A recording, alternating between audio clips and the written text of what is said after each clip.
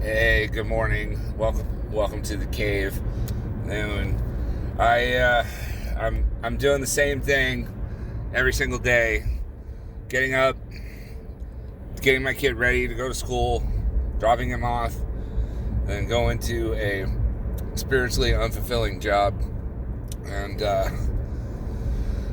I have too much on my platter. I had too much to do. I feel like I should just be focusing on bettering my career, but I don't have a career. I have a job that's just over broke, and I feel like at this point in my life, it should have been totally different. But that's because I listened to the programming, the white picket fence, two kids, one vacation per year, not the sad reality of things like drug addiction or unfaithfulness or just anything that just destroys a relationship, dude, and destroys the idea of what your parents probably had. And I'm talking about Generation X parents, not millennial parents, and not parents from the newer generation, Gen Z. Generation X is the last generation that divorce wasn't just rampant.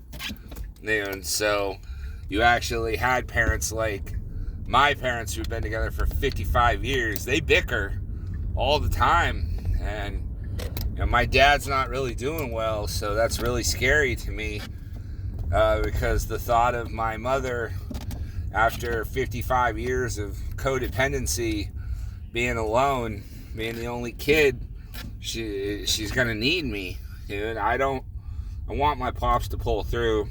He's gonna be all right, I hope, dude. I've been praying to God, but excuse me, dude. I already feel like I got a lot on my platter as it is, and it's a test, dude, of my strength. Dude, it's funny because the license plate in front of me right now is San Luis Obispo, Cal Poly, and I was born down there in California in San Luis Obispo. Dude, you have to look at signs everywhere you go. I don't want to get emotional, dude, but I feel like after going through the loss of his mother, having all kinds of challenges, having to reroute my life, it weighs heavy sometimes. And the older you get, the more you see people fading away, and realize that enjoy things in the moment, not looking for an outcome.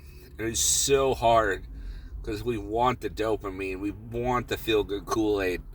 We don't want the feeling of loss, but that's part of life. It's my cousin, which would have been my wife's cousin through marriage.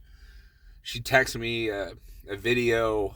Can't remember what the woman's name was, but it's talking about loss, and dude, that shit is hella triggering to me. So work on your inner strength. If anything, it's the most important.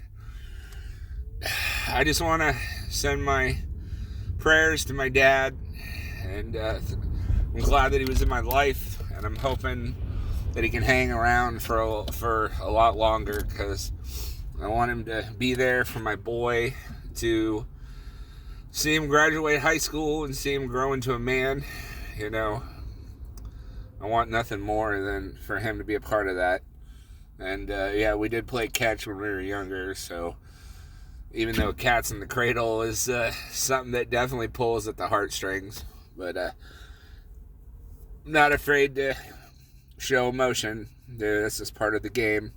There's a multitude of emotions that we need to get in touch with, not just I just want to be happy. No, life is way more complicated than that. So, I don't know what the point of this. I just wanted to rant and let you know that I'm worried about my dad, and I'm still doing same old, going through the motions, because that's all I know is to be there for my boy, probably more than I am there for myself. So, anybody out there that's in my life that ever had a moment, dude, I love you, dude. Whether I just met you today, or I've known you for 25 years, or 10 years, or 5 years, or whatever, dude. I just want to promote emotional strength. It's really fucking difficult for some people. All right. Take care. God bless.